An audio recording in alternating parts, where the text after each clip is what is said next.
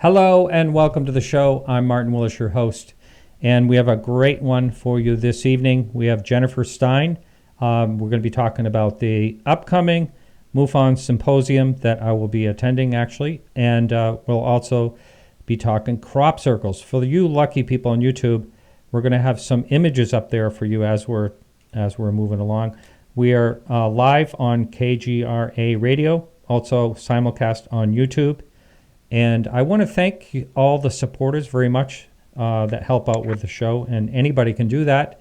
All that information's on podcastufo.com. And supporters get the full show as a podcast and all the archives that you can listen to in any media player. And the show actually needs supporters. We use a lot of bandwidth and other costs. So it's very, very much appreciated. And our guest, I'm really excited to talk with her. She's been on the show previously. I met her first in Maine, then I met her in Phoenix, and I'm going to be meeting her again in Cherry Hill, New Jersey. We're going to be talking about that.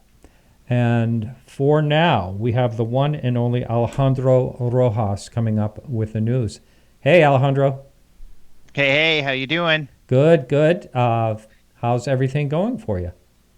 It is going well. So keeping very, very busy. Of course, World UFO Day kept me busy yesterday. You as all of us as well, I'm sure.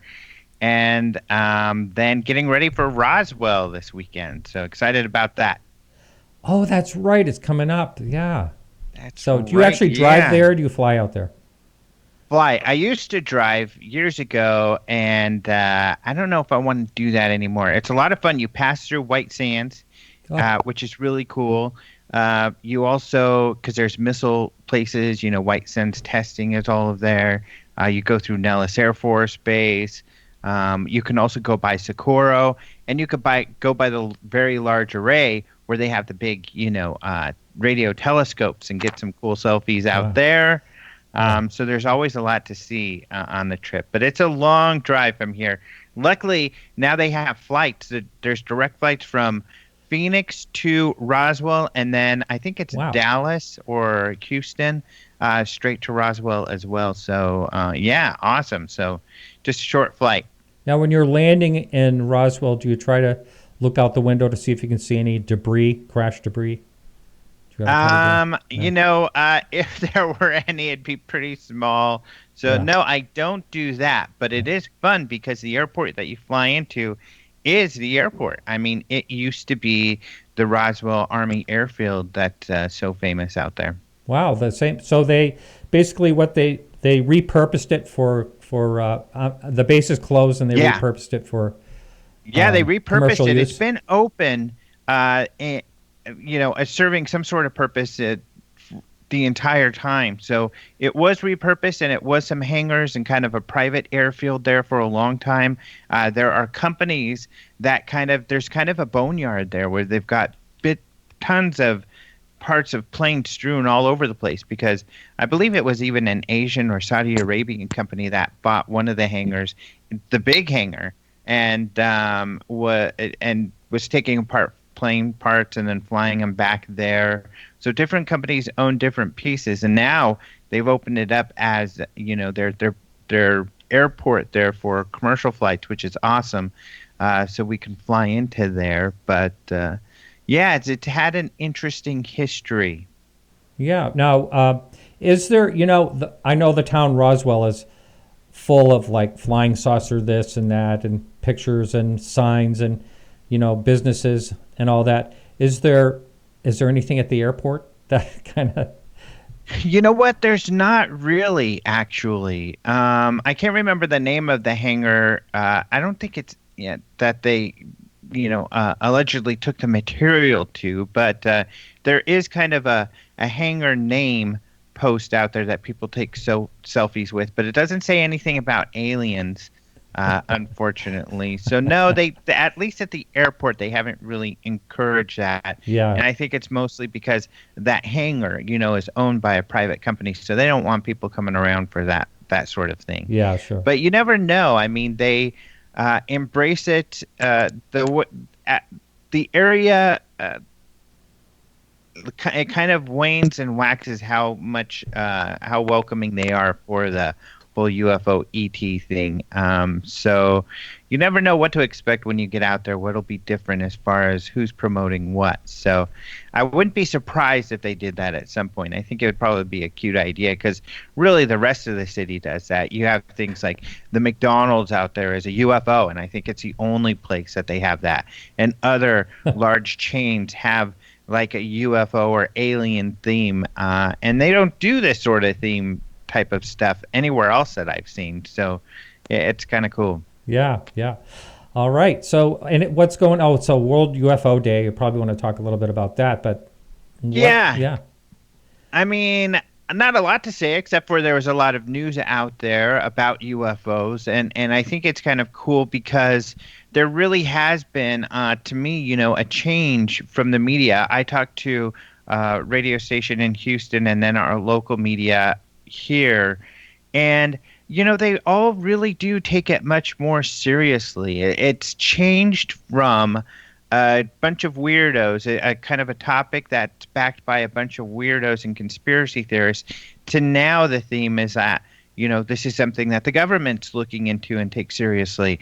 And I think that's really an important change that's kind of happened with the media. So I feel like the coverage this year has been much more serious than it's ever been before. And it was really kind of surprising and cool that the media picked up on World UFO Day so much, because even the World UFO Day people have kind of not marketed it as strongly as they had in the past, but it's just caught on, and so the media is paying attention. So I think overall it's been pretty positive. Have you noticed that as well? Did you see anything kind of really as blatantly making fun of everything as in the past? I've definitely have seen a change in that. Since since last December, definitely. I really appreciate the fact that it's not made so much fun of, or what was it? The X-Files music has always played during when they started talking about someone saw something, but you don't see that as much anymore, and I think it's great. Mm-hmm. Yeah, very cool. So. And, this all stems from December, of course. There's a little bit of update there in that George Knapp of KLAS 8 News Now in Las Vegas, who keeps breaking news about ATIP and all of these guys. He had a new kind of short interview with Luis Elizondo, and this news was really just talking about how Harry Reid throughout the years has really gone to bat for the UFO investigation. So during that period of time, while they were funding it, him going to bat and saying, hey, there's some real results here. We need to keep funding this program. And the theme of this also with Louisa and Harry Reid is kind of, even though the DOD came out and said, well, we closed it down because we didn't see results, they're saying that that's not actually true. There were results. That's not why they closed it down. And, previously, George Knapp had talked about the aspects that did, make people nervous and close it down, which was the DOD being embarrassed about this whole topic and afraid of being ridiculed if people found out, and people's religious beliefs. People in the DOD feeling that, we shouldn't be messing with this kind of stuff, which I think is a fascinating reason. But they feel like, there have been results, and really, George Knapp, of course, has worked with Jeremy Corbell for this upcoming film, and they have finally released that will be out in September on iTunes. Right, I saw that, yeah. September 11th, I thought. Yeah, September 11th, interestingly enough. Yeah, right. Yeah, I just saw that. So we'll find out more when that comes out as well. Alejandro, someone just sent me, I didn't even get a chance to look at it, some type of link that the Daily Mail had on secrets of UFOs. Do you know anything about that?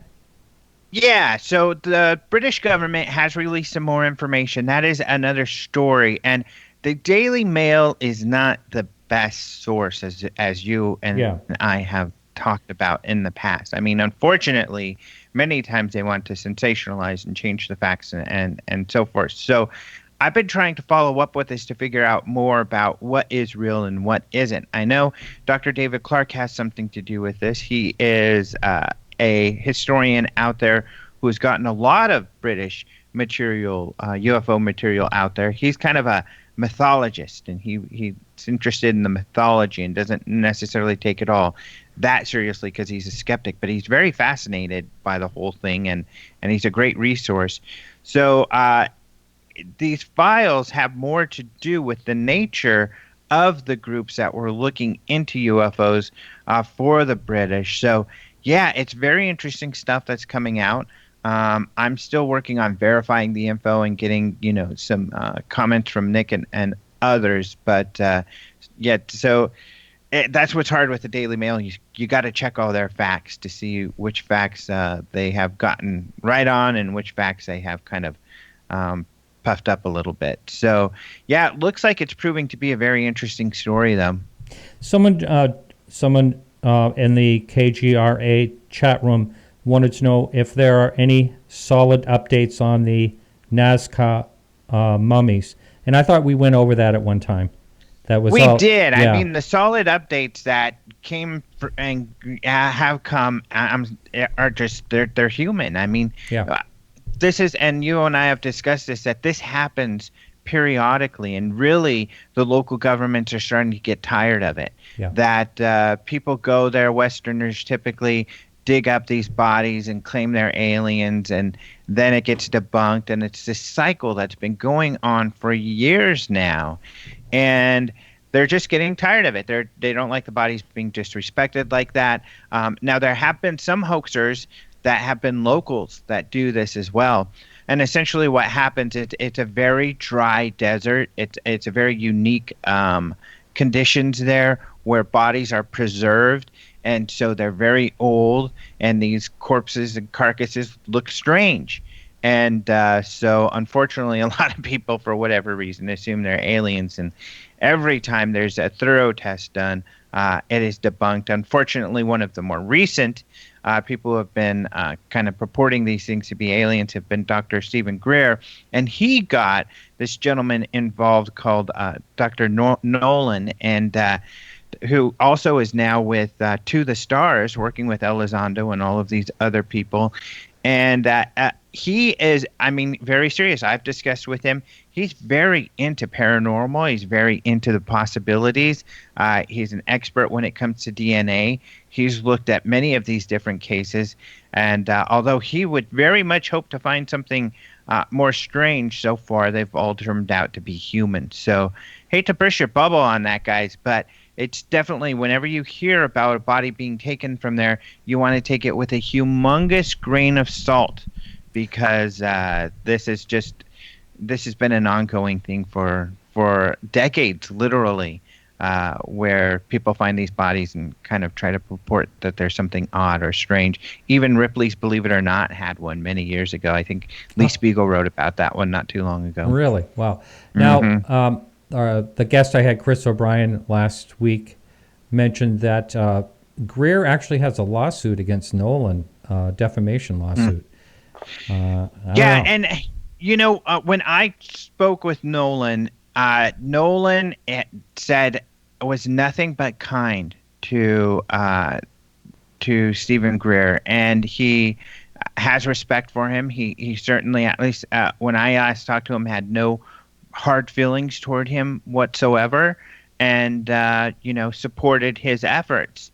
So it's really unfortunate to see Greer kind of going after him like this, because and this is what happens in this field, which is so unfortunate. When we have serious people who want to get involved, they're attacked and they're bashed, and like Bigelow, then they decide, you know what, maybe it's better to kind of stay in the background, because unfortunately, which I don't know that he has been much kinder. He hasn't said this, but unfortunately, there are a lot of unprofessional people in this field who just don't act in a professional manner. And that's unfortunate, because we should be fostering getting these people involved. And, we shouldn't be defensive when it comes to people questioning evidence, because there is a very, very hard bar to meet, the highest, when it comes to trying to prove that there's some of these odd things happening.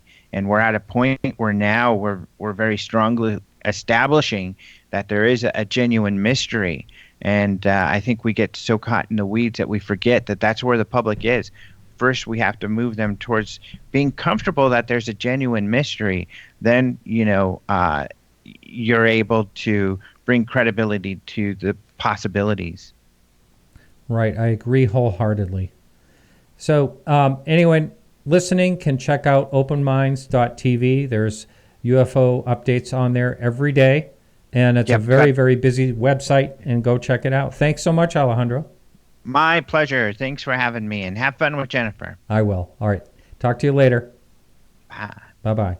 All right. Our guest, Jennifer Stein, she is a native of Philadelphia, and she holds her Bachelor of Science from the University of Arizona. And that's the last place I saw her. She grew up in a family of artists and entrepreneurs. And she is actually an entrepreneur herself, a filmmaker. She's done all kinds of great things. She founded and runs the mainline MUFON in Philadelphia and is a conference coordinator. We're going to be talking to her about the symposium. She's the chairperson on that. Hello, how are you, Jennifer? Welcome to the show. Hi, Martin. It's such a pleasure to be here. Can you hear me okay? Yeah, you sound great. Good? Yeah, everything's good. Yes. Great. Well, it's a real pleasure to be on your show. I know we were last together out in Arizona, but I think I first met you in Maine at the Experience or Speak conference many years ago, I think. Yeah, that was, I want to say that was 5 years ago now, 4 or 5. At least, yeah, I maybe think it was even 5 years ago. Right. Yeah, I think so. Yeah, yeah. Well, long journey. That's right. And you have done all kinds of things, some great films. Right now, are you working on any projects you can talk about? And we'll talk about other things, of course. Well, I sort of got the National Symposium dropped in my lap big time, a little late in the game to organize many of the aspects of it, as you probably know. And I've been mostly focusing on that this year. I would love to say I'm starting some other film projects. I always continually research and keep my fingers sort of in the crop circle world a bit. I'm a little bit more like an armchair investigator now, reading other people's research, but I continue to be perplexed about that, and I know we're going to talk about that later in the show.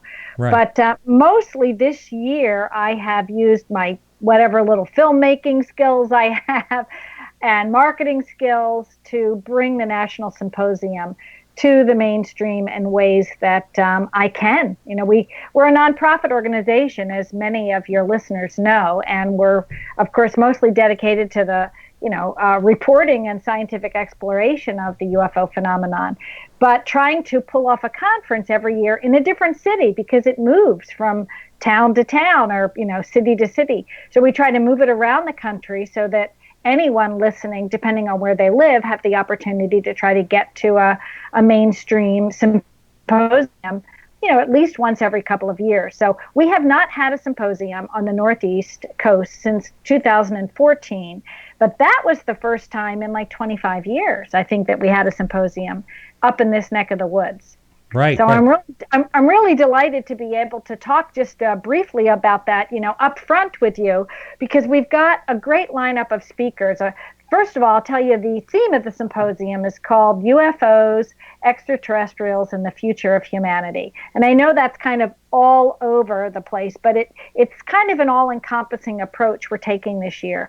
And the local team here is really taking to heart the future of humanity part, because we realize that if we don't reach out to a younger group of people and start bringing them in and educating them, it takes a long time to wrap your brain around this topic, as you probably know, Martin. It's not something where you can just, see a news clip or even see a movie or read one book and think you really have an understanding of the UFO phenomenon. It's a 70, 80, 90-year, or even thousands of years, depending on where you want to look historically. This topic is huge, and it's hard to wrap your brain around it, especially for the younger generation that gets their information in a sound bite, right? Yeah, right. They tweet something and they think they know it.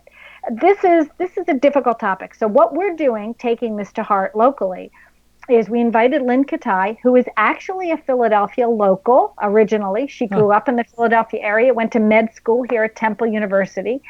And she's coming in, and she's just written a book for children on the UFO topic, UFOs and crop circles, actually.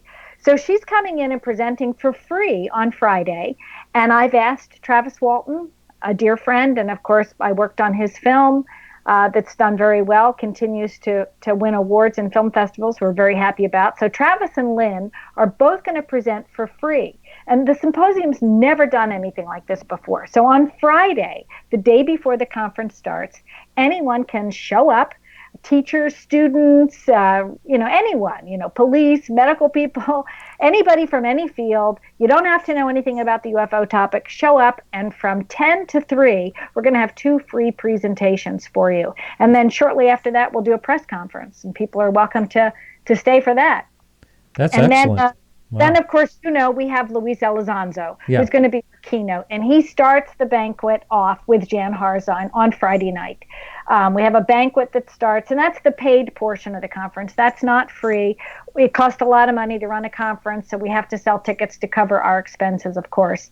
But Luis Elizondo is a big deal, as you know. We were hoping we could get him on the air, but he's, of course, the former ATIP insider, the intelligence officer at the Pentagon, who really opened the media in a mainstream way. So I know we're going to have to break in just a moment, but I'm hoping that people take advantage of the opportunity to come hear Luis here in the Philadelphia area. Yeah, I am really looking forward to meeting him. Yes, I was trying to get him on the show tonight for just a couple of minutes, and he said that he's looking forward to meeting me when I get there. And that he can't do it. He's actually moving his whole family right now to LA. He's right in the process of moving, so he couldn't be on. But anyway, just to tell the listener, if you're a supporter of the show, you're going to be able to listen to the podcasts that I do on site at the symposium. I will be doing a live stream YouTube from there. It's not going to be the regular one on KGRA radio. It'll be a audio podcast also for supporters. So that will be right after the 27th and 28th. Really looking forward to that. So we are heading into our break, and this is Martin Willis, and we are going to be right back. We are on KGRA Radio, and we are with Jennifer Stein, and we'll be right back. How long is the break? All right, we're clear, and it's 4 minutes in this break, gang. 4 minutes. Okay, great. So you just heard that, Jennifer. 4 minutes. So Jennifer, but guess what? I neglected to tell you this. We are actually live right now on YouTube. So so don't say anything bad. So like Race did one time. Yeah. So we can go off topic a little bit. We want to just kind of follow, a different topic on these breaks. So let's see. So you grew up in Philadelphia. This Cherry Hill is right outside of that, right? Right. It's just on the other side of the river from Philadelphia. I grew up in the northeast and northwestern suburbs, basically, and this is just over the river. And that's because of finances. We can get a better hotel rate over there. We don't have unions. We don't have unions at the hotels in Cherry Hill. I probably don't want to say that on the air, but No, that's okay. So let me just set my stopwatch here. So, what about Philadelphia? I never really hear about UFO incidences. Are there anything that stand out? Sure. We had a Springsteen concert on what's called the Parkway, which is this main parkway between the Art Museum and City Hall. And Bruce Springsteen was playing, and there were like 10,000 people there. There were probably 7 or 8 videos shot from the crowd up at this object right above the Springsteen concert. This was like 4 years or 5 years ago. So sure, there are incidents. Jersey Shore gets a lot of them. We Now have wait a about minute. 50. You sure that wasn't a drone? I would think that a drone, someone will want to fly a drone No, over Bruce I think Springsteen. it was too high. It was like these white orbs. There was several of them, Oh, okay. and they were like floating. They kind of looked like people said, oh, they're balloons, but then they were maneuvering in ways that balloons would not do. They weren't all floating like the wind. They were then interacting with each other and then getting brighter and getting dimmer and things like that. So not your typical, balloon or drone activity. Now, you said there's actually film. Can someone actually find this, like on YouTube or something like that? People have sent it to me. Yeah, you can Google it and look for it. I mean, I don't know the exact link, but sure, there are sightings that happen here in Philly. So they were just coming around to get a little Bruce Springsteen. They show up. They show up at ballparks. You've seen footage of them hanging over major ballparks and things like that. So yeah, we've had them. And of course, we're not far from the very famous Hudson Flap that happened. That's, less than an hour and a half away, Hudson Valley, New York.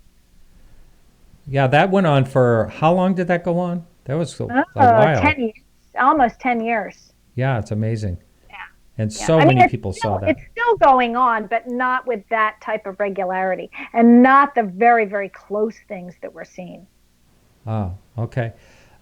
So when we come back from the break, we'll talk about the other people that are going to be at the symposium, and then we'll start getting into the crop circle. This is going to be interesting. Again, for the people on YouTube, since you're listening now, we'll have some visuals up for you as we're going along. Hopefully, we'll get those coordinated, right? Yeah.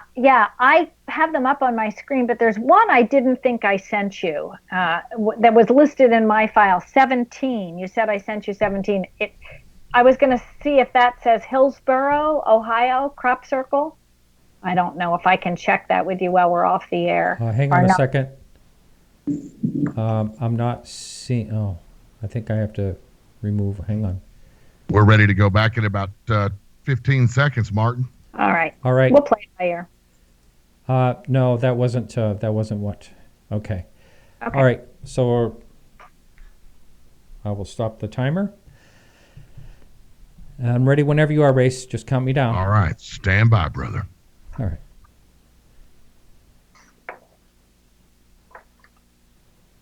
Okay, here we go. In 5, 4, 3, 2. All right, welcome back to Podcast UFO. I'm Martin Willison. We're on KGRA Radio. That's kgraradio.com. And my guest is Jennifer Stein. So Jennifer, getting back to the symposium, can you talk, I can't wait to meet Louis, number one for me, and it's always great seeing Jan. Why don't you, and you said Travis Walton's going to be there. Why don't you talk about some of the other guests that are... Okay. I'd be thrilled to. Thanks for asking, Martin. So we've divided the 2 days up into two different sections. It's 2 full days of speakers after the Friday night banquet with Luis Elizondo.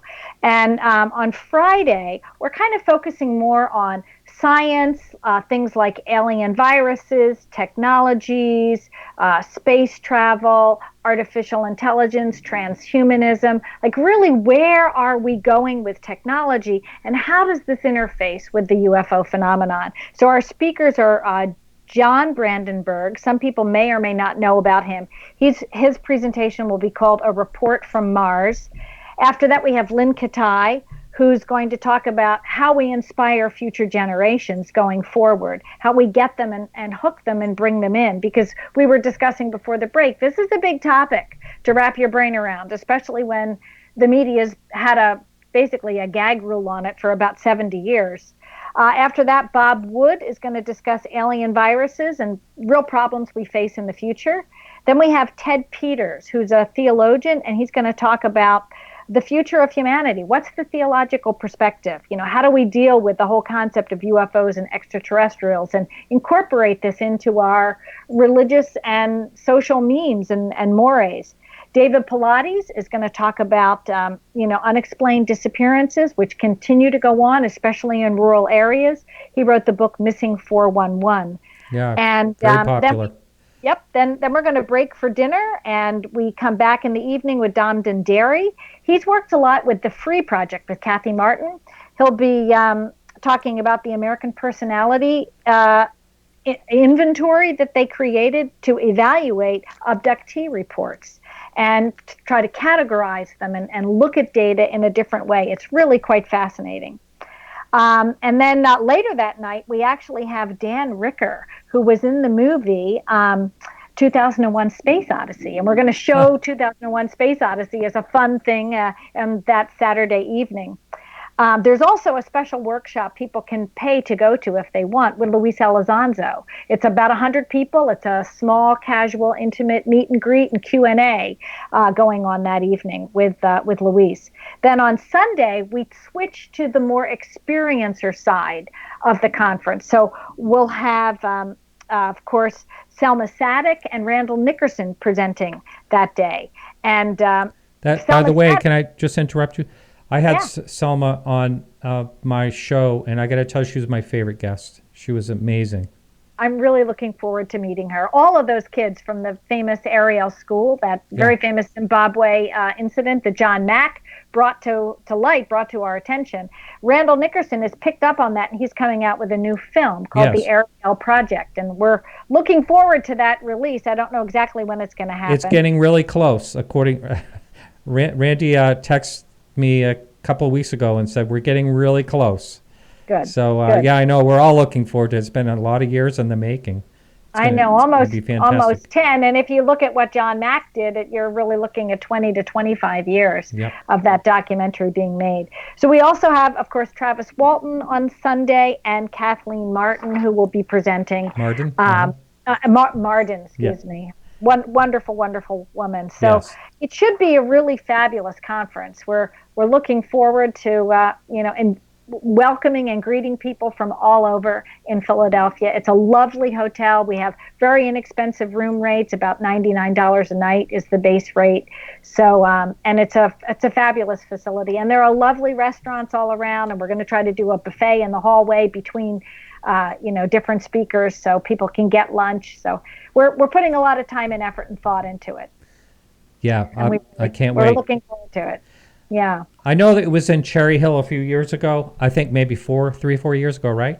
Yes, 2014 was the last one we ran there. Yeah. Yes. And it was the first one, like I mentioned before, in about 25 years in the Northeast Corridor. Wow. So. Yeah, I'm real excited. So I think this will be my first MUFON symposium, actually. So I'm really looking forward to it. It'll be great. Well, I try to live up to Alejandro's standards. So, he puts on a great conference. And yes, he does. It's been a pleasure to be at them and also to be a speaker at them. It's really a pleasure. And in fact, I wanted to mention to listening guests, he was speaking about Roswell. Many years ago, I did a little interview with Jesse Marcel Jr. and one of the wonderful film men, Tom Ruffle, who worked for Open Minds. And that's available. You can look at it at Mainline MUFON. I think I have it on the bottom of one of my pages, on the video page. There's also, I'm sure, a link somewhere on Alejandro's Open Minds, or if they, depending on what their streaming network is, they have up now. I know things have changed a little bit in the last year, but there's a lovely interview where we took Jesse Marcel Jr. back to his house, and we stood outside the original hangar where the debris was stored, and we, just chatted with him. He had never been back to his home. So we stood outside and filmed and talked with him. It was really a special, neat interview. Wow, amazing. We just did it on the fly. I just said, Tom, you want to go do this? Like, I'll drive, you shoot. He said, sure. So it was really a great opportunity we grabbed there. Yeah, right. So before we get to talking about crop circles, can you tell the listening audience about your film with Travis Walton that you did? Sure. It's called Travis, The True Story of Travis Walton. I was about 6 or 7 years in the making, all total, with it. I did a couple of revisions because I needed to on the film. It's about 80 minutes, and it recounts with all the living members of the crew, the logging crew that was in the Sitgraves Forest with Travis, along with some police, polygraph experts, things like that, and people from the town, some family members. It's a real point-by-point, fast-paced documentary that's a real personal story. It's not so much a typical UFO film. I took the perspective in making the film of what it was like through Travis's eyes and through the eyes of these crew members throughout their lives, and how difficult this event was for them to handle, and how for many of them it kind of ruined their life. So I wouldn't say it's necessarily an upbeat film, but it's certainly a real poignant look psychologically at what it's like to have an incident like this happen. And it's a close and intimate way to get to know Travis Walton. So the film, I decided I would put it in like mainstream film festivals, thinking that, oh, they're probably just going to reject it. And to my surprise, out of putting it in about 50 film festivals, it was accepted in over 22 of them, and it won additional awards. So it's won over probably 29 or 30 awards. Amazing. Which is really kind of unheard of for a UFO film. I mean, most of the time they're only shown in, paranormal film festivals or sci-fi film festivals. They don't make it into mainstream festivals. They don't even accept them. So the fact that it was accepted in a large number and then won additional awards, I'm really honored. And I worked with a whole crew of people. I can't take full credit for myself. I mean, I worked with a co-producer who does my mainline MUFON programs with me, Bob Terrio, and Ron James helped me revise it and really punch the CGI and the graphics. And I worked with fabulous nephew editor of mine, Adam Stein, and Zach Wild. I mean, I couldn't have done it without some of these young 30-year-olds helping me make a better film than I could have made. But Travis and I have been on radio shows, and Travis has been traveling the world now because of this film. He's getting a lot more speaking engagements, and we'll be screening it next year in England. So lots of things are happening, and it's coming out on Amazon and YouTube and Netflix. So I'm in the process now of marketing it in that other direction. I have something I'm actually going to ask Travis when I see him. But let's see, 2 weeks ago we had a guy that he says he's sort of on the skeptic side, but he had a sighting back in the 1960s. He called from Oregon. As far as I know, he may be listening now. I'm not sure. I forget his first name. But he said he was talking about different people and, whether they changed their story. And then he said, well, what about, Travis Walton? He changed his story. So I said, what do you mean? Elaborate on that a little more. And he said he didn't remember anything at first, for the first couple of years. Did you ever hear Travis say anything about that? That's just someone thinking they know the facts and they didn't. Travis has a great book called Fire in the Sky, and anyone can pick it up and read it. Travis had full recall. The moment he woke up on the side of the street, he remembered everything that he still remembers. We don't know how long a period of time this is. It could be 20 minutes or it could be 2 hours, but nothing has changed in his memory from that moment he woke up on the street. Even with the regressions he did, he had some post-traumatic stress he had to get over. So that helped him remember a little more of the details, but the story's never changed, nor has it for the other boys in the logging crew.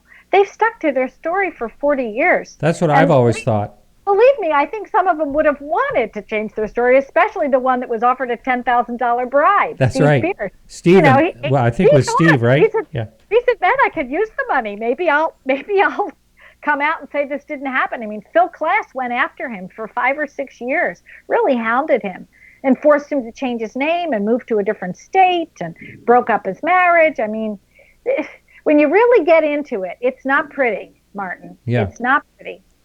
Yeah, I think that's amazing that he actually offered $10,000 for him to change his story. I mean, right. I don't understand. Sure, he had plenty of money from what I understand, but why? Why? Why is it that important? Why? But there's documentation of this bribe. That Philip Klass actually got a local police officer to bring a Western Union telegram of the bribe to his house. Yeah. I mean, it's like, you can't make this stuff up. It's amazing. Really, really. Yeah. Yeah. So okay, let's shift gears. We've got about another 17 minutes or so before the break, Okay. and I want to find out. I don't think I've ever asked you this question. Initially, what started you investigating crop circles?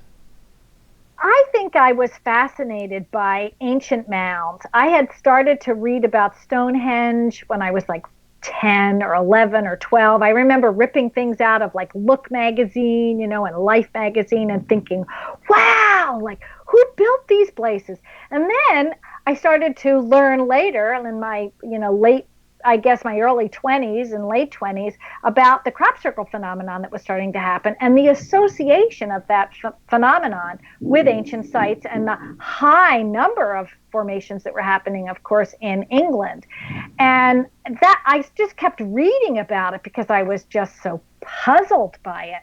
I couldn't imagine how something as big as Stonehenge could appear when it wasn't there 20 minutes ago and then suddenly it was. And looking at the pristineness of these geometries, I grew up as an artist and entrepreneur. My dad was an architect, my mom was an interior designer and a seamstress. So I understood fabric and weaving and design and structure, and I had an appreciation of what went into like building a house or building a garden or putting a pool in or landscaping or putting an addition on a house. So when I looked at crop circles, I had an appreciation for the complexity of them. I immediately recognized the sacred geometry that was in them. And I had studied the Fibonacci sequence, the golden mean ratio, and I had been a meditator. And, I immediately started to think I almost understood what the formations were saying, even though I didn't. It's like some of those geometries you can look at and go, oh, I understand that. And then you look at it and you go, well, actually, no, I really don't, but it looks like it's saying something. And I think that's what drew me in, and I just continued to be more and more perplexed. And I think it's my curiosity that really continued to keep me hooked, even when I got into my 40s and 50s. When I finally could afford to go there and I had the time and my kids were raised and I was brave enough to rent a car and drive on the other side of the road, Yeah. Now, there's some very well-known, the two guys that were doing the hoaxes. And then there's confusion between, like you just mentioned, the one near Stonehenge that just appeared, a plane flew over and then flew back and all of a sudden it was there. Yes. But other ones, this is where it gets muddy and confusing because, some people say that every single one of them are hoaxed. And then some people say, well, some of them have some mysterious things going on.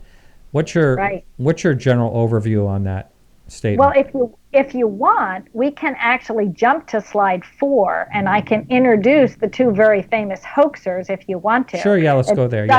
Doug Bauer and Dave Churley are shown in the bottom right of that screen. Now, the crop circles were getting a lot of attention in the early 90s. Colin Andrews, Pat Delgado, Terrence Meaden were working together. They came out with some of their first books. And I think maybe the British media or somebody else was not too happy with the attention that the crop circles were getting. And there were huge numbers of them happening. First it used to be 5 or 6 or 8 or 10 a summer. Then it suddenly jumped to like 20, 30, 40, 50, 60 a summer. And, people were going crazy over these. And Doug and Dave were featured in a BBC special, but it wasn't actually a BBC special. When you go back and look at this 1993 special that came out featuring them claiming they made all the crop circles, when you do your homework, that ad agency didn't really officially exist as a professional ad agency, but it funded this documentary that was then out on major networks around the world claiming that Doug and Dave were making all the crop circles, certainly in England. And then, of course, media has given them credit for making them all around the world. They're not saying it was Doug and Dave. What the media means is that all formations are hoaxed. And don't you know that? Because Doug and Dave came out and admitted it. So, you have to kind of look at the source and dig a little deeper. I was fascinated that, yes, you can hoax interesting formations, and unless you understand some idiosyncrasies about the crop and the soil, and you start doing seed germination studies, or you start looking under a microscope at the soil samples, seeing if they're magnetic, or how dry the soil is, or how intricately the crops are bent, you don't really know. It takes a little while. You have to develop a level of sophistication. So on that slide, on number 4, I'm showing you advertisements that are being done now by major media, because they like the whole idea of the crop circle, and they want to use that to help sell their product. Oh, sure. It's a great way to, get some attention for sure. Right. Yeah. It's like, let's be hip, right? Yeah. Let's look like we're hip. Yeah. Right? But the one thing that people don't realize, and crop circle researchers love this, is these are known hoaxes, right? So the advertising agency pays the farmer like $10,000 for their crop, and they go in and they spend hours and hours and hours, 5, 10, 15, 20 hours. They stake it out. So we can go and compare those formations that were done for advertising to these other formations that we look at that seem to appear overnight at 3:34 in the morning. So right. They're really wonderful, because it really provides this perfect comparison tool. And so the ones that are done in the middle of the night, I think I saw a show on crop circles where someone tried to replicate something in the middle of the night, secretly, and they almost pulled it off. Now, if someone was doing it, on a regular basis, maybe they could pull it off easy enough. But do you think there are still people hoaxing now? There might be. I'm not currently going to England every summer. I'm not kind of watching, the lay of the land and who's doing what, who's whispering about what and what pub, and who's looking at a graphic. And I know that there were teams that used to prepare. They would hoax in other areas to perfect what they were going to do a couple times, and then they would go out and try to make the real formation. But honestly, I just, there's so many rabbits to chase in life. I've kind of done more homework and research about, well, what actually could cause these things, and is there an historical content to them? I think that's a really interesting topic that a lot of people overlook. And in fact, if we want, we can jump to slide 5. Sure. Because that's an interesting story. And I'll just give you a heads up, Martin, too. I'm having a major electrical storm here in Philadelphia. I thought I was hearing something. Yeah, we've had a huge heat wave. And if you see flashes right outside my window, it's pouring rain. I do have a backup generator. So if we get cut off, we'll jump back in. Sometimes our power goes out. So that noise I'm hearing, I thought it might be something to do with audio, but that's actually thunder. Yeah, it's not a cat snoring. I've had that happen in the past. I apologize. It's a major electrical storm and stuff. Okay, sure. So let's look at this wood block from 1678. A friend of mine, I know him. He doesn't know me well, but I have a lot of respect for him. His name is Andy Thomas. He's written some books on the crop circle topic, and he's the one who's credited with actually digging this wood block up in the British archives. Now, there's a little story behind this wood block. Obviously, it was created with an old-fashioned wood block for printing. The way early papers were printed, were literally block print presses. Mm-hmm. So in the late 16th century, right, 1678, there was a church that had a newspaper, a parish paper, and it was in Hensford, or Hensonford, I think you pronounce it, which is right in the Wiltshire area today where crop circles are happening. And an angry farmer came to the parish all upset that not only was there odd lights floating around his farm the night before that looked like the sky was on fire and the field was on fire, and he didn't understand what was happening. But then the next morning when he went out, he saw that his crop was down. And the article basically said, why did the devil just lay all this crop down? Why didn't he just cut it and take it away with him? So the art depicts a little devil actually using like a hatchet, or I forget what they call that, not a sizzle. A scythe? sigh, right? A sigh. It looks like the devil is cutting the crop, but in fact, the story went on to explain that the crop was downed and it was now, attracting bugs and slugs and flies and birds, and the farmer couldn't harvest it.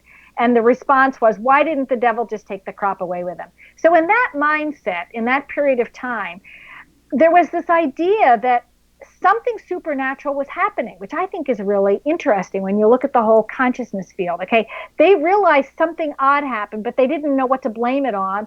They didn't know how to evaluate it. So it was either a fairy visited your field and created this like garden environment for you to go out and be in, or the devil came by and you were being cursed by the mowing devil. So Shakespeare wrote about fairy rings, and this is what he was talking about, which is quite interesting. So I just thought it was fascinating that this goes back even to the 1600s and explains the same sort of thing that we're finding today in the field. So there is some historical content. There's also American Indian stories that have happened in our country, certainly in Ohio and in Indiana and Kentucky and even down into North Carolina. Various Indian tribes talked about formations that would occur in their crops. And what would they... was this, when you think of the Native Americans, it's always like a verbal history, so carried down? It's only oral history. Right. In very few places it's recorded, and where it's recorded, it's often in cavalry records, or where the cavalry was meeting with Indian chiefs or tribes, and so a lot of times exchanging and even buying food supplies and things like that from them, because a lot of these outposts were not in places where the servicemen could actually get, dry goods from the military. So they were exchanging and buying and trading. And there was a lot of history recording back and forth. Some of that's buried, but some of it's accessible. And there's fascinating history there, including a history of a war between giants, which I think is interesting. A native tribe of giants that was killed out by some other tribes. Right. So that's another podcast. Yeah. So this late 17th century woodcut, was there any other written history besides this, or is that that is pretty early, but do you know if it goes any earlier than that? I don't specifically, although I would think that there probably are records of it. I haven't gone digging for them. I do know that during the Second World War, during the major blitz that happened in London, lots of Londoners children were sent out into the countryside. Wiltshire is about an hour and a half, 2 hours outside of the city.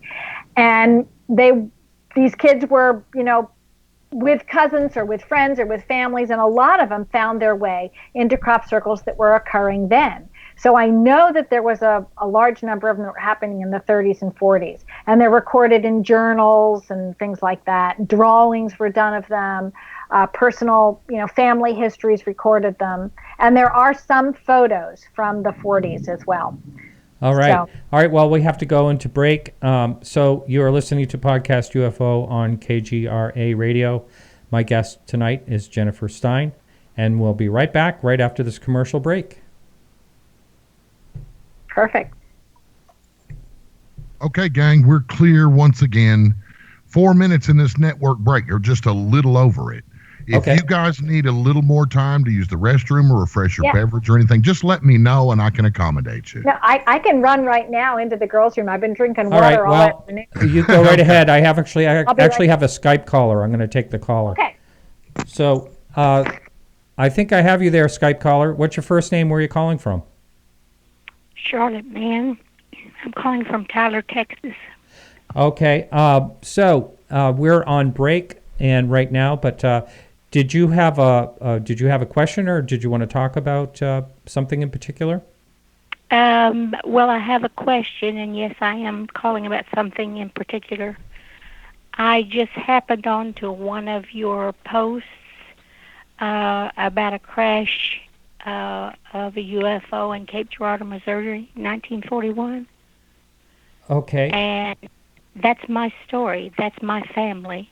those pictures that are posted are not supposed to be reprinted. They're copyrighted, and I'd like to know where you all got it from. What website are you looking? Right. What website are you looking at? Let's see. I just put in UFO 1941, and it came up. Okay, that's not my website. That's all I'm saying. But do you want to tell? We've got a few minutes here. If you want to tell the audience about the particular incident. No, I'm not ready to go public with it yet. I'm trying to. There's been a lot said about it, and the majority is not true, and I'm putting that together now. So I just wanted to find out how, the site got it. It's not my website. So if you want to, what I would suggest to do is to go to the website and look down at the bottom. You might be able to see a webmaster connection and just connect with them, and then you can ask them that question. Okay. All right. Thank you so much. All right. Thank you. Bye-bye. All right. I'm back. You're back. Yes. So we'll get back into the crop circles. We have a couple of minutes, it looks like, left. And so this is where, again, I like to talk about off topics. So I'm trying to see in your bookcases back behind you. I see a couple of interesting looking images. And I got out some of my little guys in the background, my, what are they called? EBE awards that open minds. Oh, that's what it is. Yeah. That's what they are. They're standing there, yeah. I just, sometimes when I do a radio show, I like to pop them in there. Uh-huh. Now, when you're actually filmmaking, do you do a lot of the work at your home? Right in this room. Yep. Wow. Right here. Yeah, I can turn my computer just a little bit. Like, this is my editing suite right here, This is kind of under my desk. But yeah, this is my little suite right here. And it's lots of bookshelves, behind me. I don't know if I screwed that up a little bit. No, that's fine. Yep. So yeah, you said mostly me. Okay. That's the way to keep the budget low, right? Now, it sounds like your microphone can you just check the connection on your microphone? Sure. I might have just moved it. No, it's not the connection. It was tapping on her jewelry. Oh, smart. Oh, okay. Can you? She actually put the mic side over on her left ear this time when it was on her right side before. Okay. I actually was watching when it happened. Oh, good for you. That is just a gorgeous necklace. Isn't it beautiful? It is. It absolutely is. Yeah. Well, of course, I have on wings as my motif for my business because my maiden name is Wing. Before I got married, it's Norwegian, so I like the wing imagery. I used Wing as my first email. Put an S on the end of it. It's WINGE, so I put an S on the end of it and I put ON on the front because I married the name Stein, so that's kind of like a stone, right?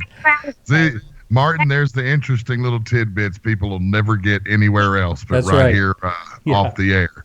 All right. Are we coming up on the up on the show? Sir. Yes, sir. We've got about 25 seconds. And All I'll right. be counting down. Okay, that sounds good. All right. So when we get back, Jennifer, why don't we get into some more of the visuals and that we can pull up on YouTube? I will. All right. Sounds good. I'll pull up the next one in order, which is 13. All right. We're in good order here. Race whenever you want to count us down. All right. Give me about 10 seconds here.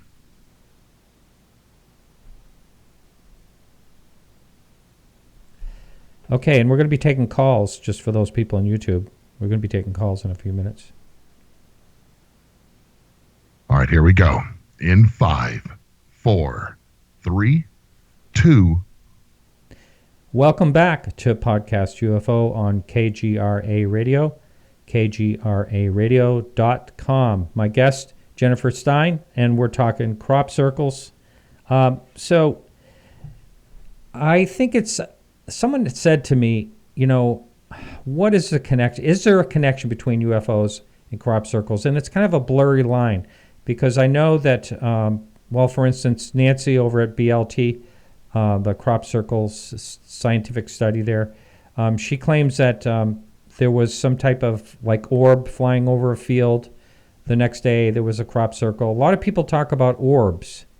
Do you hear a connection between orbs and crop circles? Well, if we're going to identify an orb as a UFO, then yes. We don't really understand. Remember the wood block we were just talking about before we went to break? That farmer had odd lights above his field. Like he said, the sky was aflame and he was afraid his field would catch on fire because he saw these weird lights dancing around in his crop and he couldn't figure out what it is. And I'll tell you, if you're in England in a dry season with a fire going in a field, it's frightening because it could be a massive fire quickly, like these fires we've seen in, Los Angeles area and throughout California and, of course, Arizona and New Mexico. You don't want a fire in a super dry crop because it will spread like wildfire. So I don't know. I can't prove that UFOs are causing crop circles. So usually when I present and talk, I try to keep a fairly scientific and grounded approach because I don't want to exclude people who would just blow me off or blow the topic off because they think either I don't know what I'm talking about or, people who think that aliens are making crop circles are nuts. There are people who make those judgment calls. So they exclude themselves from the mystery of figuring out what's going on. Now, I've been studying and researching this like in depth, like reading white papers and research papers, studying earthquake phenomenon, what happens then, right before an earthquake happens. We also see unusual lights going on right on the surface of the ground. They call these plasma discharges or coronal mass, not coronal, that's the sun, but they're like plasma explosions that take place or they're orbs that fly around sometimes right before an earthquake is going to happen. Right. So that might have something to do with what's going on under the ground. And Nancy actually brought this out quite well. I met a man, I think his name is Glenn Borton. He's English, and he has studied in depth the aquifers. And what is happening electrically in those aquifers in the summer is quite interesting. You have water percolating through what we call green sand or limestone aquifers. So just imagine like a trough of stones and the water percolates through them and it settles down through those stones, even fine stones and sand. And when it does, electrons are peeled off the oxygen bond. The hydrogen and oxygen bond that makes up water. So when you have these like radical like electrons, right, flying off, they're positive electrons usually, they can actually seep up to the surface. And when you have a lot of positive ions like that or positive electrons gathering, they're going to attract other positive ions or positive, electrons in the air. And you may have something happening similar to lightning. But it's happening on a different level. It's happening on lightning is often a positive feeder that goes up to a positive feeder coming down from the clouds, the bottom side of the clouds. And when those two meet, you have a circuit. And when the circuit links, you see the lightning because the charge that's built up in the ground and in the cloud can release itself. And as soon as that happens, then you have this release of the water that can fall from that cloud. So what's going on is a very interesting electrical relationship between the ground and the lower part of the atmosphere, the underside of the cloud. There might be something happening similarly with plasmas that we don't yet fully understand that creates this artifacting of orbs that we see and encounter. And since consciousness in our physical makeup has a lot to do with light and electricity, we may be actually able to consciously interact with that source, that power source, because we are electrical ourselves and we are conscious. So there may be a level of some kind of sophisticated understanding of conscious science that we don't yet know how to language, that may be interfacing with what's going on in crop circles. This is kind of where I've been drawn into, basically by looking at earthquake studies, believe it or not, and corresponding with physicists and plasma physicists as well, discussing this topic. A wonderful man, I go to the Electric Universe conferences to try to understand what they're talking about, because it all deals with electricity and basically what we think of as dark matter and dark energy really being current, like electrical current, that we are not aware of. But once we understand that, it's like an ocean that we can float on in space. Not only float on, but use to power our ships or our environments we can create, and we may even be able to travel faster than the speed of light. It's the speed of an electron supposedly is faster than the speed of light. Now, I have a hard time wrapping my brain around that, but that's what Walt Thornhill last told me, and he's one of the main key people working with the Electric Universe. So it's just something to think about. I haven't heard that one. I know I kind of went off topic a little bit there, but it does relate to consciousness, UFOs, and crop circles and what's really going on. Great. I appreciate that. Now, the other thing I think you wanted to talk about was the elongated nodes. Yeah, that's back to some more basic, simple science. When I talked about the fact that you can look at some of the what we call the data, the trace evidence, right, in the field, that opens people's minds that might otherwise be closed. So if we're looking at slide 13, we can see a little picture of a formation that looks like a circle with two maybe half shells or half moons and two little circles in it. That occurred, of course, as the slide says, June 14th, 2007. This is from, this may be from the BLT research site, but it's also from Jeff Wilson's site. So both of them researched this particular formation. And you can see that these are nodes of a wheat crop. So the node is an area where, like your finger, the crop will grow in a more cellulose way, and then it'll have a water-rich area, which is a node, where it jump starts its next section of growth, and then it'll grow quickly, and then it'll rest, and it'll grow quickly, and it'll rest. So there are many nodes on different types of crops, whether they're wheat, barley, corn, even soybeans have nodes, and it's the water-rich part of the crop. So what happens when a crop gets affected by these high-intense energies? We believe, because we've been able to mimic it sort of in a microwave, the fluid heats up, and when it heats up, it has to expand. So it expands out the most water-rich part of the crop, which is usually the node. So the nodes can elongate or stretch, or even sometimes we have what we call expulsion cavities, where the node actually explodes. So various different things happen depending on the amount of energy that's hitting the crop and causing this incident to occur. So you have two samples of nodes here. One is called the control, taken from outside the formation, and the other is inside the formation, noted as formation. And you can see that one is like twice as long as the other. I think we're looking at centimeters here, and one is like 8 to 9 centimeters, or I'm sorry, not quite 1 full centimeter, and the other is like a half a centimeter. So it's twice the size inside the formation as opposed to outside.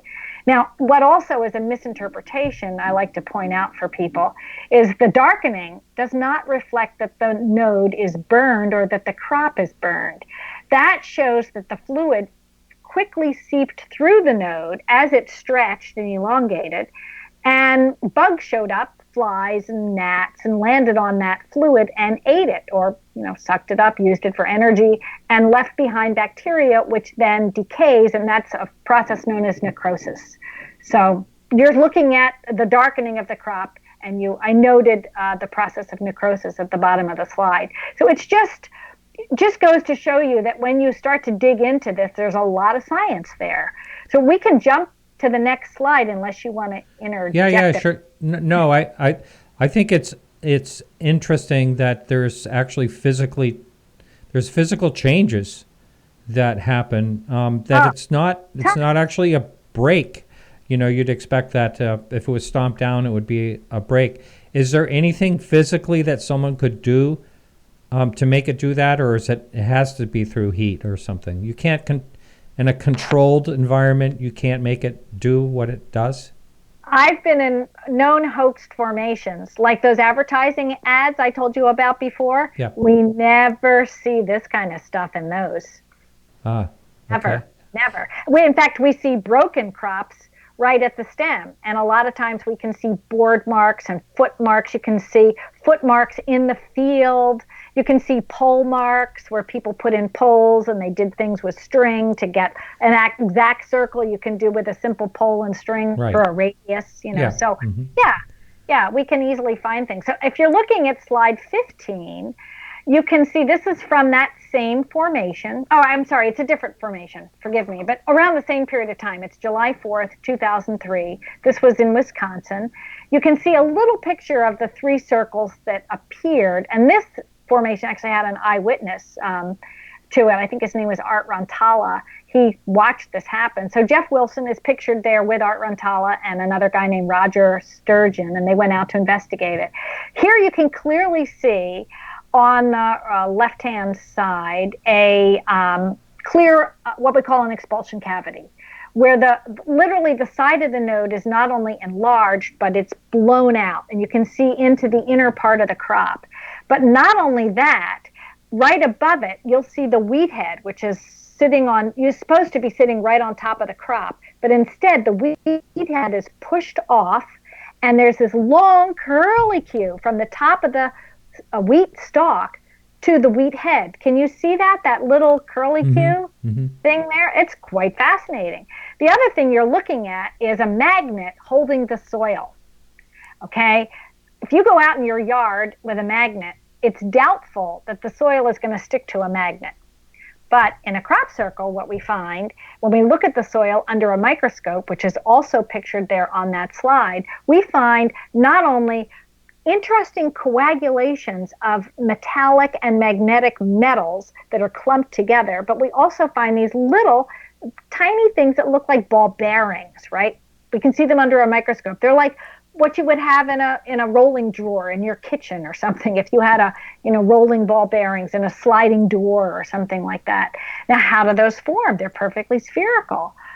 There's a lot of evidence that they could be forming by something coming down quickly with a plasma energy from the upper atmosphere, because we have large amounts of magnetic dust up there. And if you have plasma energy that could actually draw those things together because they're magnetic, heat them, spiral them, spin them, thrust them down to the ground because of some kind of release or exchange going on. Remember, we were talking about the ground and the upper atmosphere connecting like lightning, but different.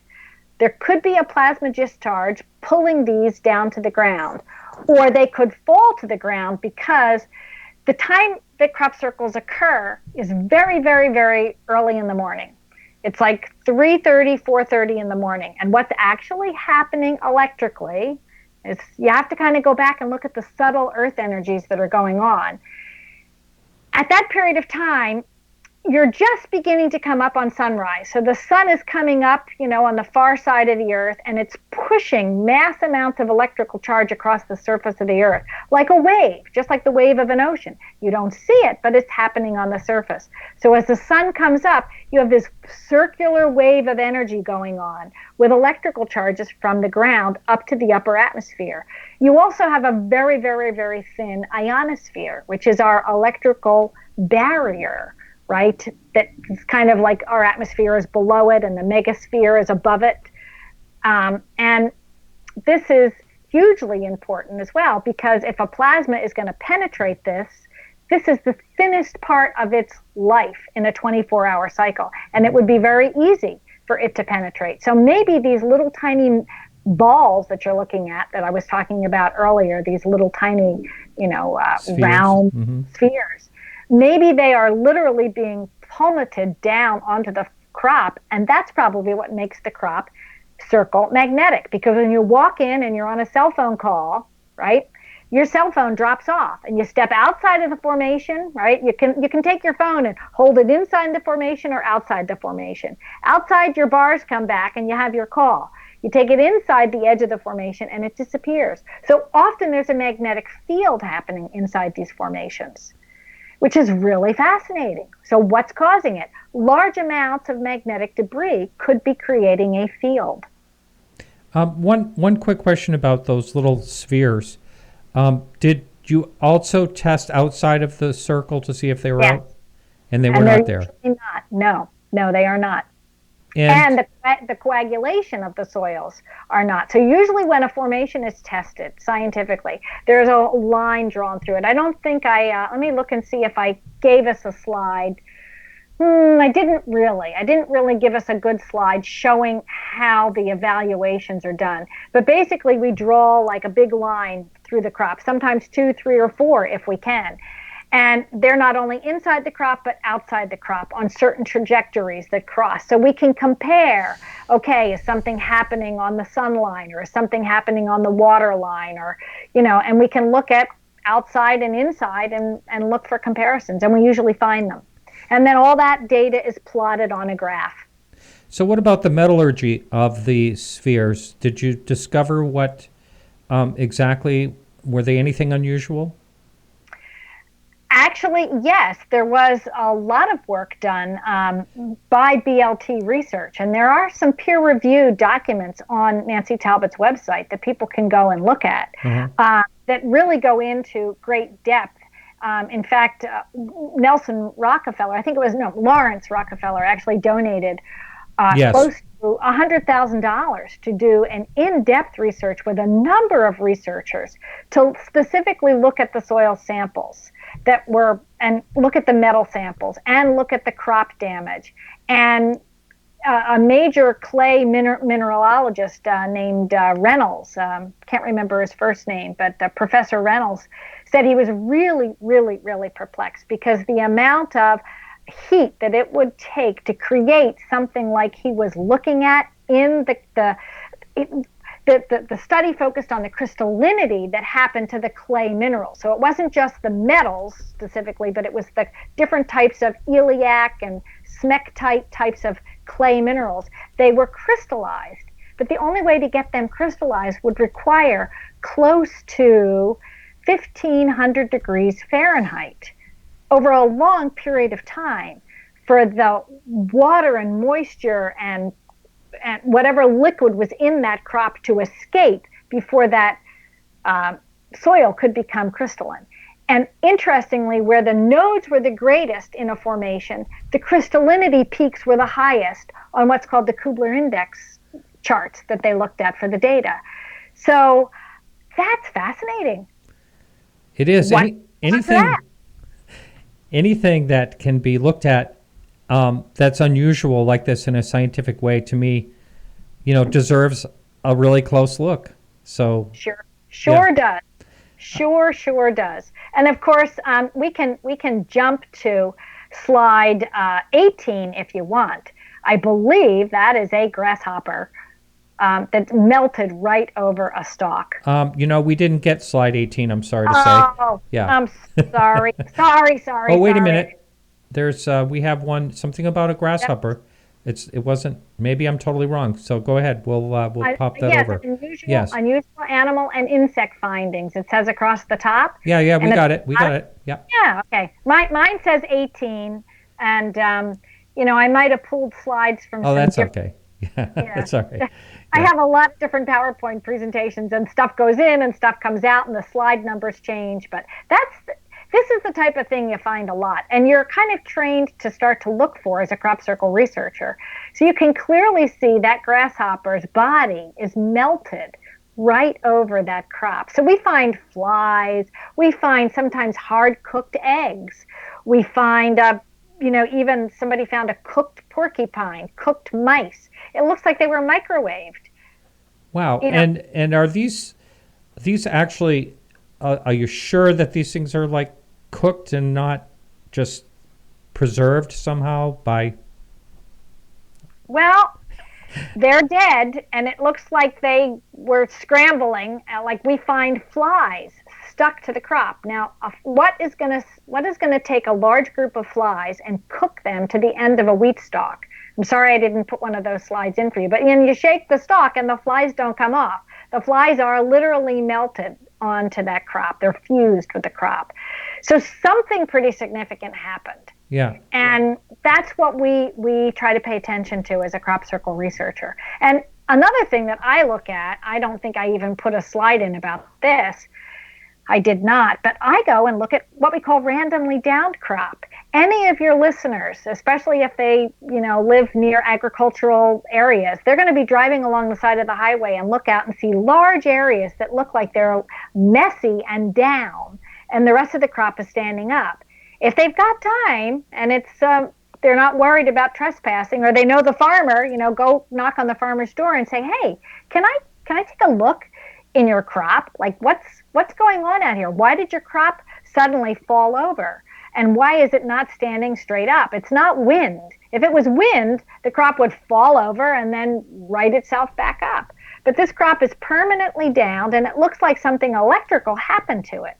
And you can almost see what looks like a wave that ran through it. And I think it's like an electrical wave, like a plasma wave, because plasmas operate in similar ways that other fluid dynamics do. But they're much, much, much, much, much more powerful. I spent a year reading Anthony Peratt's book about the physical nature of the plasma universe. And I have to confess, a lot of the math, I let it go over my head. Yeah. I did, I do have a Bachelor of Science, and I did do a lot of chemistry for my undergraduate degree, which was in textiles. But you spend time reading Anthony Peratt's book, and you start looking at the geometries and the way plasmas behave, and then you start looking at crop circles, and you see the similarity immediately. And you understand the powerful force that plasma energies have. And you can begin to extrapolate, as I think I have, that something electrical is going on. So I really need to find a good geologist and good physical plasma expert who'd be willing to start exploring this with me. I've started a dialogue with Gerald Wolfe and another man named Friedman Stanton, not the Stanton Friedman we know. Are you kidding? Different guy, yeah. Wow. His name is reversed. Yeah, that really messed a lot of people up. Yeah, it's similar to it. There's a U in his name. So. Someone in the chat room had a question. They wanted to know: do these crop circles ever appear in cornfields? Yes. In fact, let's jump to a cornfield presentation. It's slide 33. All right. Yep, we'll get that right up. Okay. That's up now. So go ahead. This is cornfield. It's cornfield. Yeah, it's an aerial shot taken from an airplane. I talked to the guy who walked into this formation. I met him at a conference in Ohio, and he said to me, "Jen," he said, "it had been raining. There'd been this huge, storm the night before. It was muddy. My boots were covered with mud when I walked into this. And when I got to the actual formation, the soil where the formation is was dry." He said he was a builder, and he said it was like drywall. And he started banging his fist or his thumb, his knuckle on the table. And he's saying, it's like as hard as drywall. I couldn't put my finger through the soil. And I was like, wow, well, that's interesting, that is strange, yeah. This picture is done by Chris Steele. I always like to add and note he's from the ICCRA, one of Jeff Wilson's researchers. And this formation had blown collars or blown nodes in the corn stalk, actually all the way up the stalk. I did get to look at pictures of them. I didn't research this one myself, but the soil was dry and very magnetic. And one of the things that we didn't talk about yet, but I'm hoping to get to, is the fact that it was near an ancient mound. And in fact, one of the next slides I have for you is 35. Okay. It actually has two mounds pictured there for you. But this corn formation that you're looking at was less than a 16th of a mile from what's called the Miamisburg Mound, which is on the left. This is one of the largest conical mounds that we have in the United States, meaning it looks like the one on the right, but you can't see it as well. It's also, the Miamisburg Mound looks smaller than Silbury Hill. Two researchers from the Smithsonian named Squire and Davis were assigned a job in the 1850s to go around and research a lot of the ancient mounds in Ohio and Kentucky and Wisconsin and Indiana, and in many cases take them apart. And I believe they took this mound apart we know historically they did. When they put it back together, they didn't quite do it right because it's wider at the bottom, it's kind of cockeyed at the top, but it has a number of steps up the top. It has a flat plateau at the top, and this is in an area called Miamisburg because the mound is named the Miamisburg Mound because it's closest to Miamisburg, Ohio. But we think our mounds in our country are maybe 1,000 years old or less. We think the Native Americans built them, which is probably not true because the Native Americans often said in their oral histories and their written histories that the cavalry have that we didn't build the mounds, they were here before. We honored the people who built them before. And in many cases, there are stories linked to this giant race I was talking about, red hair, blue-eyed giants who were involved in mound building. But that's another story. There's also a whole theory that it could be a race of Nubians or a group who had been here from Egypt, mining precious metals up in the top of Wisconsin and bringing them down the Mississippi River. But again, that's another podcast. So you're seeing a mound on the opposite side called Silbury Hill. And this mound is in England considered to be close to 4,000 to 5,000 years old. In fact, at least that or longer. And wow. Many people think the Druids made them. But let's jump to our next slide because you're going to see these both from the air in the next slide. And what I number? think that number is 36. Okay. Hey, just to let you know, I'm going to be accepting phone calls. So, and is that okay with you? Oh, absolutely. Yeah. Fine. So that number will be up on the screen. It's already over at the chat in KGRA radio. Okay. So that number's coming right up. Here we go. Good. So when you look at these two mounds, they're still in the same place. Miamisburg is on the left and Silbury Hill is on the right. So they look like the same mound when you look at them from the air, don't they? They do, yeah. It doesn't take a rocket science to think that maybe the same culture that built these in Europe and in England might have been involved in also building them here in the United States. And we have overlooked this history. There was this manifest destiny that was brought into place by our founding fathers who really wanted to eradicate any type of traditional or Native American or indigenous histories that were here. And so we know very little about the cultures that built these mounds. But remember what we were talking about before, about how green sand aquifers are very interesting, geologically profound, electrically stimulating areas. These mounds, both in England and in the United States, are built in areas where you have large green sand aquifers under the ground. Is that because there is a conscious connection that these ancient cultures somehow understood? They were probably meditators. I mean, they didn't have all the electronic distractions, of course, that we have.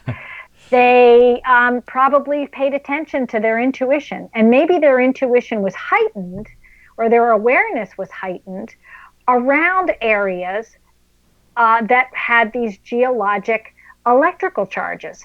And maybe they built these geometric shapes because that magnified their ability to perceive or connect into with the more subtler realms of consciousness.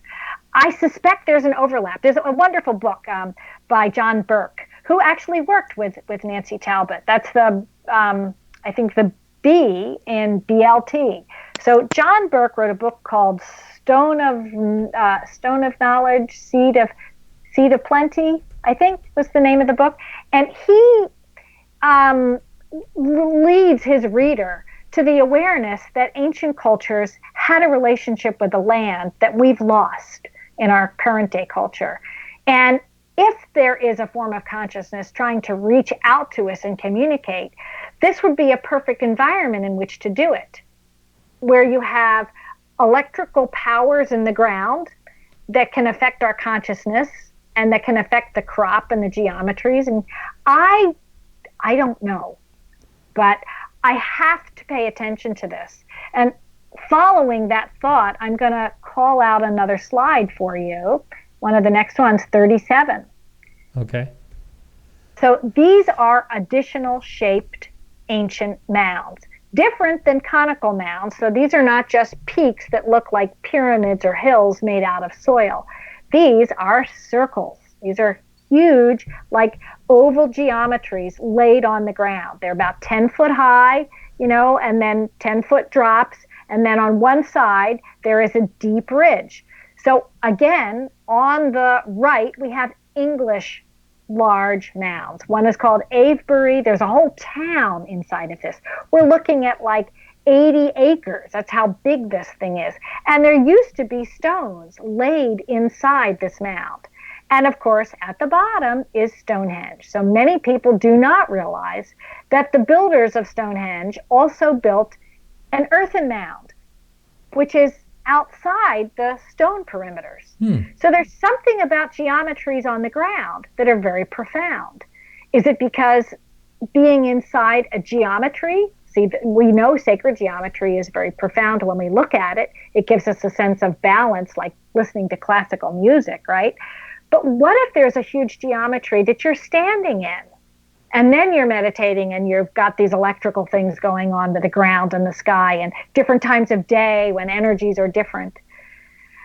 Is there something significant here? I think the ancient cultures knew that, and there was.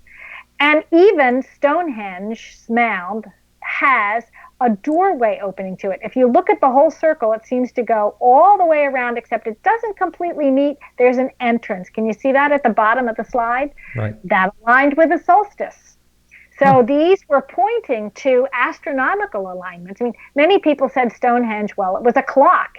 It was a way to tell time galactically, possibly, or to mark changes in precession. Every 71 years, there's a shift in our relationship with our pole star and with our, I'm sorry, not with our pole star, with our zodiacal constellations. We move very, very slowly. I think it's 26,000 years before we make a full cycle.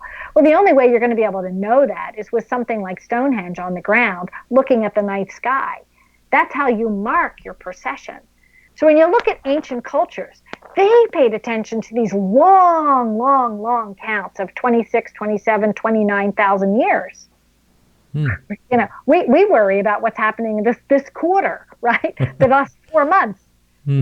It's a very different mindset, these ancient cultures. So jumping to the opposite side of the slide, we're looking at mounds that are identical to these mounds, and they're in the United States. So one is in Newark, it's in Licking County, and it's actually a golf course.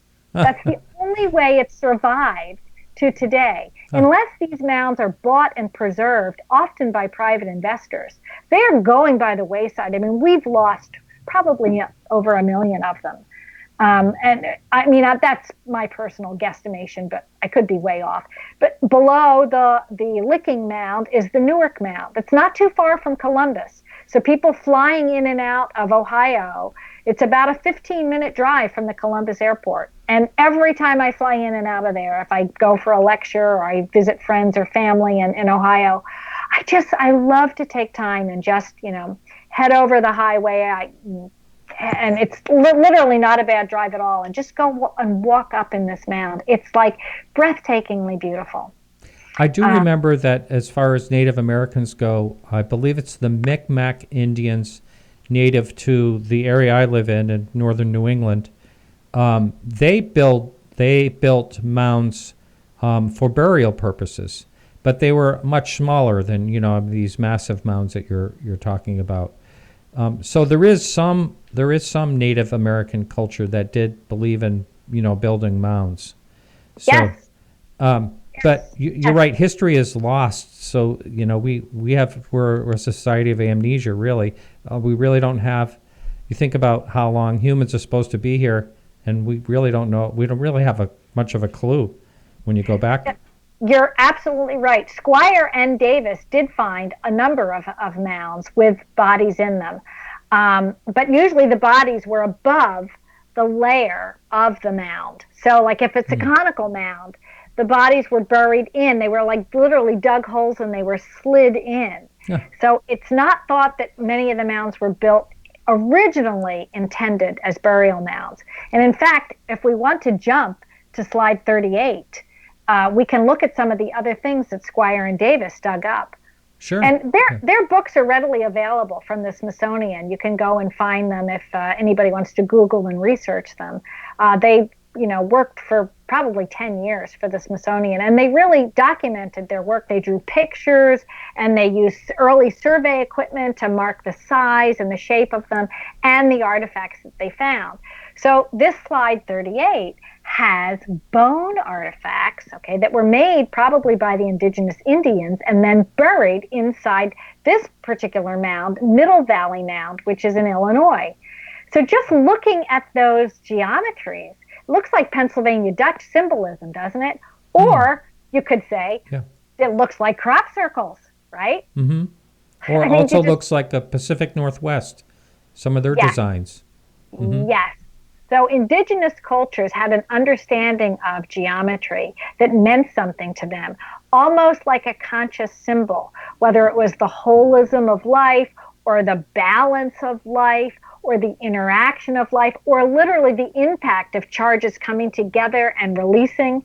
What's very interesting, Martin, is when I was reading Anthony Peratt's book, and I started to look at how plasmas impact and the type of shapes and forms they can make, like on a steel witness plate, if you're using a plasma gun in a lab. Wow! I started to see crop circle formations all over the place. That's what was really interesting. I also, when I speak on crop circles, I pull up a little video that I didn't make available to you because I wasn't sure we had the ability to share them. But Walt Thornhill, who works with the Electric Universe, has demonstrated something called Bennett Z-pinch, which is a plasma activity that happens. It's actually, you can do it with just electromagnetic charge as well. But magnetism can force things to collapse and move very, very quickly. And he shows a demonstration which looks like one of these slides where you have, it's the darkest one, it's like a light circle on the outside and a dark pinching set of wings that look like they're all connected. It's the second from the bottom, and it's on the left of those symbols we're looking at that are shell symbols done by traditional tribes. So Walt Thornhill can demonstrate that with a Coke can and a magnetic field, which is absolutely blows me away. It's fascinating. So I think that there is some overlap that we have yet to understand electrically that's going on. And Walt does too, actually, by the way. He's a lovely man from, I believe, Australia or New Zealand. So, I have a question that came in. By the way, the lines are open if anyone wants to call. That number's up on the screen. I'll just give that number out if someone's listening over at KGRA Radio. I know it's in the chat over there as well. 603-967-4030. That phone number is only live during the show. Anyway, the question in the chat room, do you know what happened to the guy who thought a crop circle contained plans to build a UFO? Did you ever hear anything about that? Yeah. No. This there is are that. So many that was from a question from Australia. So on that topic, where are these crop circles seen? Are they all over the world? Yes, they're happening, I think, upwards of, last count I knew, it was something like 25 or 30 countries they've been documented. I know they're happening like in Italy and in Belgium and in Israel, and there's some even in South America, of course, all over the United States, Canada, England, France, and Turkey. There's been some reported in Turkey, Russia.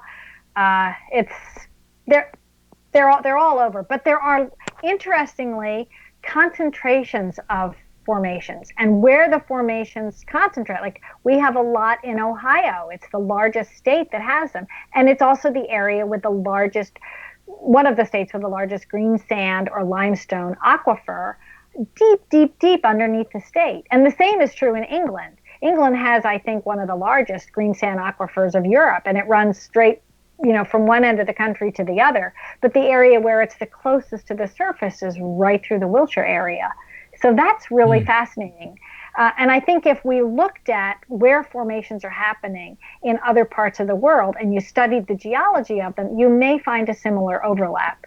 I don't know. I haven't looked specifically for all of them. but I find it again and again. That's interesting. Yeah, I'm wondering if anyone is studying, like BLT, for instance, if they're studying, the similarities between, surfaces and aquifers, like you're saying, and other things, through worldwide, formations. Yeah, I'd just like to put a hoot out to Nancy Talbot, because without the level of research that she really dedicated herself to scientifically, I don't think we would be, certainly I wouldn't be, at the level of understanding that I have come to. I mean, I have a lot of respect for scientific methodology, because I think it brings the more skeptical person, like I was talking about earlier, into the fold, maybe to do greater research than those that have come before. And certainly I stand on Nancy's shoulders, and many others, Jeff Wilson, and of course, Linda Howe, always stirring the soup pot for us with her scientific abilities, because she had a background in science as well, and journalism. So these pioneers have really paved the way, and for the next generation that will come. Yeah. And so besides BLT, are there other people that are actually taking this topic seriously and investigating, and yourself, of course? Are there other people? I know you said Colin, what's in England? Yes. He was I actually saw him. Did we see him wasn't he in Phoenix this year? I don't think he was this year. I know I saw him there at one time. Yeah. I know he got a Lifetime Achievement Award the same year that I think Ron James and I won for the Disclosure Dialogues. I want to say that was 2011 or 2012. But I have not seen Colin. And I have to say, I don't know Colin personally very, very well. I would like to. We've emailed, we've talked, we've had dinner together. But I don't know that he's continuing to do in-depth research, and I don't know that any real young scientists have come forward. I do have a friend in New Jersey here who has offered to do some research, but I have yet to follow up with him. I kind of have a lot on my plate with the symposium, and there's a lot of things I'd like to be doing that there just isn't time for, and it may have to wait till next year, Sure. I would love to do a film about this and really sit down some of these plasma physicists and scientists and some geologists and start to unpack some of these topics that I've brought up with you tonight. But, that's going to have to be a little further down the road. Yeah, sure. Yeah, but I think it would be a very interesting film. Actually, I encourage you. That would be something that I think should be explored, because, there's the hoaxes. I think that's where the waters get really muddied, because I think so many people, if one's hoaxed, and I understand that thinking. If one's hoaxed, then how can you trust the others? Yeah.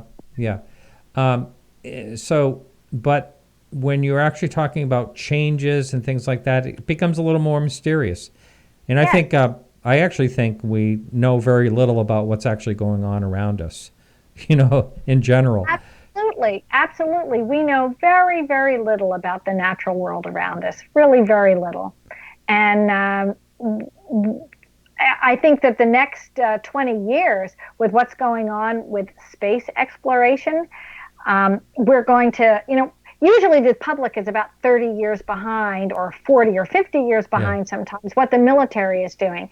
And most sophisticated people now understand that the field of operations for military is in space. It's not on the surface. It's all, satellites and imaging and looking what's going on. So it's also understanding a new environment, living in space, and the electrical natures of what's happening. So I think as we begin to make more things less secret about what's actually going on up there in space, we'll begin to understand aspects of our physical reality around our Earth, like our magnetosphere. We really know very little about our magnetosphere. We know very little about our sun or our solar system. Yeah. So the magnetosphere, they say, is becoming weaker, and that kind of scares me. Because, it's so important to have. That's supposedly what happened to Mars. Mars had one and lost one in the atmosphere, just kind of disappeared. Right. What ripped it off? Right. Right. Like they think it was literally ripped off. Well, when you start to study electrical current, electrical charges and plasmas and how things will attract and bind, repel and attract each other, you begin to realize, ooh, okay, we live in a very delicate balance in our little, hemisphere, in our solar system on the Earth.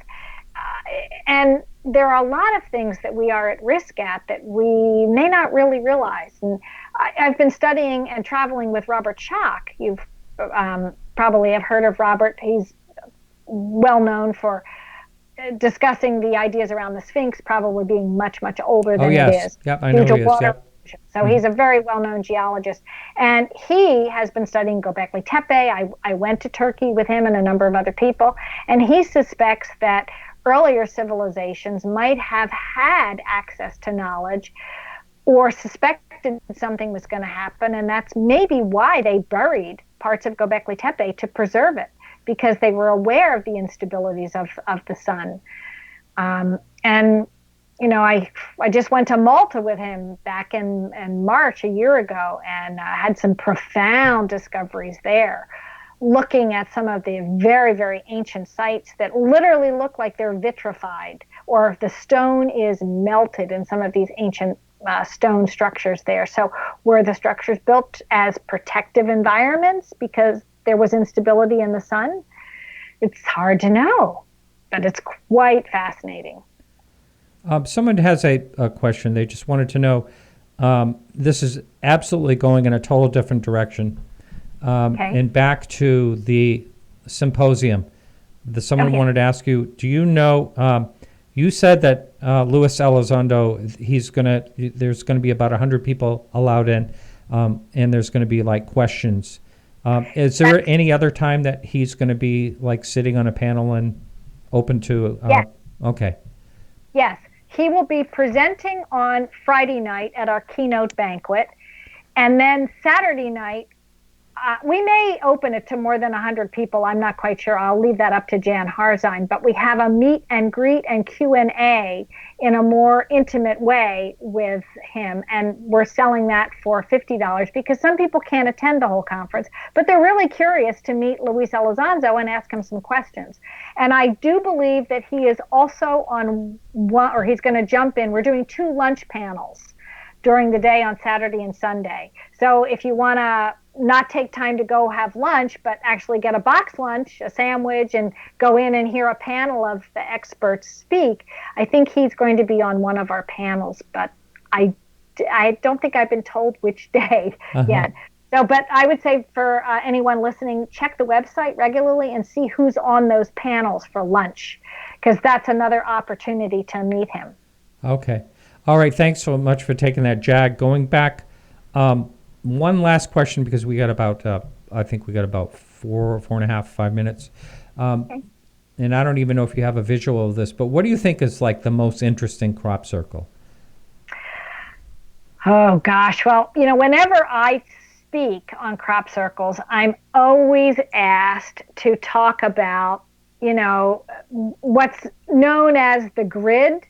And I do have some pictures of it I can bring up, and I'm trying to decide which one is the best one. I'll jump to this one first. It's, I'll pull up the slide in a minute as soon as it opens for me. Slide 83. Okay. The grid, I think I know I knew that's the one you were going to be talking about. Yeah. That's not the one that was near Stonehenge, though. That's a different one, right? Correct. It's not one of the Julia set spirals. When this first came down, this was a big puzzle, and nobody knew what it went. At looking at that slide, you can see people walking around in the field on the bottom right picture. It's literally a picture taken from the ground looking at the formation. Nobody understood what it was, and it wasn't until they got an aerial photograph that Paul Vigay, actually a British crop circle researcher, looked at it and said, hey, that looks very similar to a digital code that Carl Sagan invented and they sent out from Arecibo. So in fact, we can jump to another slide, which is 84. So this is almost like a Braille type thing for the person that's listening. It almost Right. looks like something that would be Braille. And In the early 70s, when we were just coming on board with real computer language, we had simple ASCII binary code, and Carl Sagan decided he wanted to send a message out into space. And this was actually a publicity stunt to raise money for Arecibo because so much money had gone into it and everybody thought it was a waste of government funds. But in Puerto Rico, we created this huge dish in the ground, and then we sent there was a sending device hung above it, which you can see in slide 84 in the bottom right. And that sent signals down to the ground that then bounced back up into outer space. And for I don't know how long it took, maybe 20 minutes or something, we sent this code back in 1974. And the code is divided into a series of segments that gave information about Arecibo itself, which is on the bottom. It's in the picture of 84 on the left, you can see the binary code and how it was broken up. So the bottom is literally a digital graphic representation in binary code of what Arecibo looks like, its size, its shape. Then the next line above that was our solar system. It had our sun, which is a big series of like maybe 6 blocks covered, and then all the planets in our solar system with one raised denoting where we live. And then there was a picture. The next section of code denotes a human body and our DNA code. Then above that is a section of material that denotes our genetic material. It's often referred to as PONCH, which stands for like potassium, oxygen, nitrogen, carbon, and hydrogen. So what makes up the physical body? And then the very top series of numbers was our number system. Oh, and I missed one. It's our atomic number. It's what all the number systems are based on so that you can understand our numbering system with the atomic number. So this is something, like I said, Carl Sagan invented. Now, what's very interesting, if we want to jump back, we can either go back to the slide we had, which was 83. This thing comes down in the field, right outside of an area called Walton. You can see in the upper picture, above the crop circle picture, there's a picture of a big satellite. It's kind of tipped all the way down on its side, and you see a parking lot. Walton is an area in England where they listen for radio signals. So if there was some intelligent life trying to communicate with us, and they were communicating with radio signals, we would hear them. But of course, maybe they're not. Maybe they're using microwaves or plasmas or something else. But we're listening. We're listening for radio signals, right? Well, so, I hate to say this, but we're actually at the end of the. We're at the end of the show. Yeah. It's been. I can't remember a show that went by this fast, Jennifer. Well, I'll come back on and we can talk more about this and other phenomenon. All right, excellent. Okay, so thanks so much. It was a real pleasure. Thank you, Martin, for having me on. All right, great. All right. So everyone, we are, hang on just a second. We are back next week, and we're going to be back with Nomar Slevik. He was on once before, and he's got a new book coming out. I actually wrote the foreword to it, and it's UFOs over Maine, and he's a fun guest, and it'll be great to have him back. So I want to thank the people that helped the show. Evan, of course. I want to thank Race over at KGRA Radio. I want to thank our guest, of course, Jennifer Stein, and Peggy for the Facebook page, and Alejandro Rojas for the news. That's it, everyone. We'll see you next week. And remember to keep your eyes to the sky.